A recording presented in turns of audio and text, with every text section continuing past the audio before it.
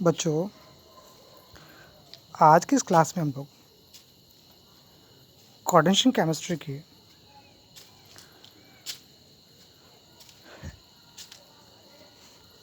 Effective atomic number rule के बारे में तथा 18 इलेक्ट्रॉन रूल के बारे में स्टडी करेंगे।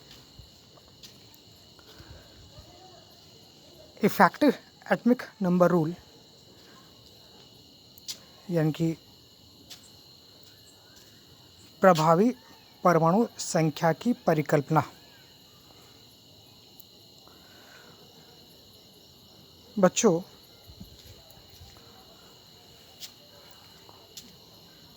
वर्नर हाइपोथेसिस में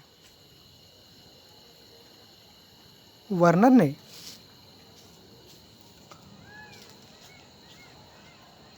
कॉम्प्लेक्स कंपाउंड्स में सेंट्रल मेटल एटम के लिए दो प्रकार की वैलेंसीज को बताया। एक प्राइमरी वैलेंसी तथा दूसरी सेकेंडरी वैलेंसी। सिज्विक ने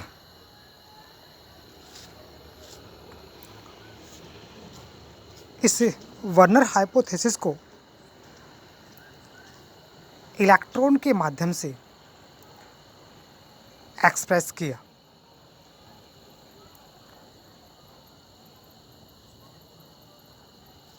सिज्विक के अनुसार सेंट्रल मेटल को लिगेंड्स इस प्रकार से घेरते हैं कि धातु के पास, मेटल के पास प्रेजेंट कुल इलेक्ट्रॉन्स की संख्या उतनी ही होती है जितने की एक इनर्ट गैस में होती है। दैट मीन्स जब लिगेंड और सेंट्रल मेटल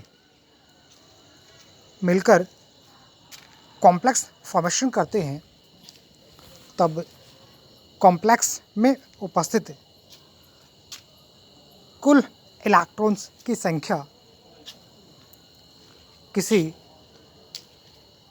इनर्ट गैस में उपस्थित इलेक्ट्रॉन्स के बराबर होती है।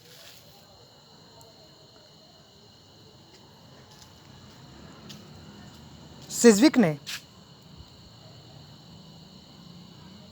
इलेक्ट्रॉन्स की टोटल नंबर को, जो कि इनर्ट गैस के बराबर होती है, इफेक्टिव एटॉमिक नंबर यानी कि प्रभावी परमाणु संख्या नाम दिया। किसी एग्जाम्पल के द्वारा हम लोग इस कंसेप्ट को, इस रूल को समझने का प्रयास करेंगे। यहाँ हम लोग कोबाल्ट और अमोनिया से बने एक कॉम्प्लेक्स आयन को देख रहे हैं। नाम है हेक्साएमीन कोबाल्ट 3+ आयन। बच्चों, central metal atom cobalt atom के पास टोटल इलेक्ट्रॉन्स की संख्या 27 होती है। यदि हम लोग इस कोबाल्ट को 3+ आयन में कन्वर्ट करें तो हमें 27 में से 3 इलेक्ट्रॉन्स कम करने होंगे, माइनस करने होंगे।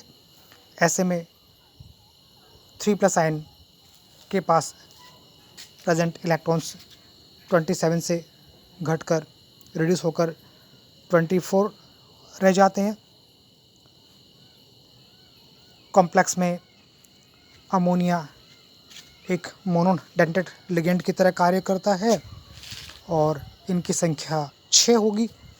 तो एक अमोनिया यहाँ पर 2 इलेक्ट्रॉन गिफ्ट करेगा सेंट्रल मेटल एटम या आयन को, जो कि यहाँ पर कोबाल्ट 3+ आयन है।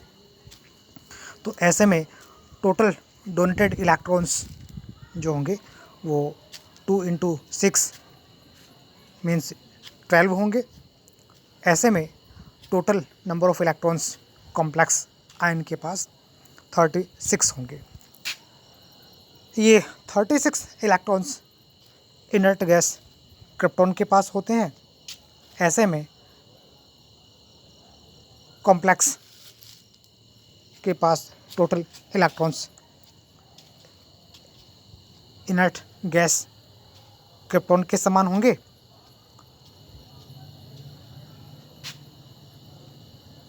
यहाँ कोबाल्ट 3+ आयन से बनने वाले कॉम्प्लेक्स के पास इफेक्टिव एटॉमिक नंबर 36 होगा। That means effective atomic number rule को ये कॉम्प्लेक्स आयन फॉलो करता है।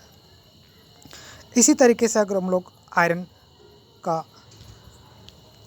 कार्बोनिल से बना कॉम्प्लेक्स पेंटाकार्बोनिल आयरन देखें तो यहाँ इफेक्टिव एटॉमिक नंबर रूल का फॉलो होगा। यहाँ आयरन के पास 36 इलेक्ट्रॉन्स पूरे होंगे यदि ये कोबाल्ट की तरह कार्बोनिल से कॉम्प्लेक्स क्रिएट करता है। 26 कोबाल्ट के पास प्रेजेंट होंगे, जबकि एक कार्बोनिल 2 इलेक्ट्रॉन डोनेट करेगा। तो 5 कार्बोनिल 10 यानी कि टोटल इलेक्ट्रॉन्स जो पेंटाकार्बोनिल आयरन के पास होंगे वो 36 होंगे। इसी तरीके से वेनेडियम कॉम्प्लेक्स भी इफेक्टिव एटॉमिक नंबर रूल को फॉलो करता है। बच्चों, सभी complex effective atomic number rule को फॉलो नहीं करते। इसके काफ़ी सारे एक्सेप्शंस देखने को मिल जाते हैं। इसी तरीके से एक अन्य रूल जो 18 इलेक्ट्रॉन रूल कहलाता है, ये इफेक्टिव एटॉमिक नंबर रूल से ज़्यादा बेटर रूल है। इसके एक्सेप्शंस कम ही देखने को मिलते हैं। ये रूल वैलेंस सेल के लिए दिया गया और कहा गया कि जब कोई मेटल एटम या मेटल कैटायन लिगेंड्स से मिलकर कॉम्प्लेक्स फॉर्मेशन करता है, तब कॉम्प्लेक्स में प्रेजेंट मेटल के वैलेंस सेल में टोटल इलेक्ट्रॉन्स की संख्या 18 होगी और इसी से 18 इलेक्ट्रॉन रूल कहा गया। यहाँ हेक्सा कार्बोनिल क्रोमियम कॉम्प्लेक्स में क्रोमियम के पास वैलेंस सेल में 6 इलेक्ट्रॉन्स होंगे, डी में 5 जबकि एस में 1। इसी तरीके से एक कार्बोनिल 2 इलेक्ट्रॉन डोनेट करेगा, तो 6 कार्बोनिल्स के द्वारा डोनेटेड इलेक्ट्रॉन्स 12 होंगे। ऐसे में टोटल इलेक्ट्रॉन्स 18 होंगे। और भी एग्जांपल हम लोग देख सकते हैं। तो और एग्जांपल्स को स्टडी करें तो वहाँ भी 18 इलेक्ट्रॉन रूल्स फॉलो होते हैं। यहाँ बाइन्यूक्लियर कॉम्प्लेक्स में मेटल मेटल बॉन्ड की प्रेजेंस, मेटल मेटल बॉन्ड की प्रेजेंस एक इलेक्ट्रॉन के बराबर, 1 इलेक्ट्रॉन के बराबर काउंट होती है। तो दोनों ही कोबाल्ट के लिए हम लोग वैलेंस सेल में मेटल मेटल बॉन्ड की वजह से एक इलेक्ट्रॉन का कंट्रीब्यूशन और मान के चलते हैं। बच्चों, आज के लिए बस इतना ही। अगले टॉपिक में हम लोग कॉम्प्लेक्सेस की आइसोमेरिज्म को स्टडी करेंगे। Thank you.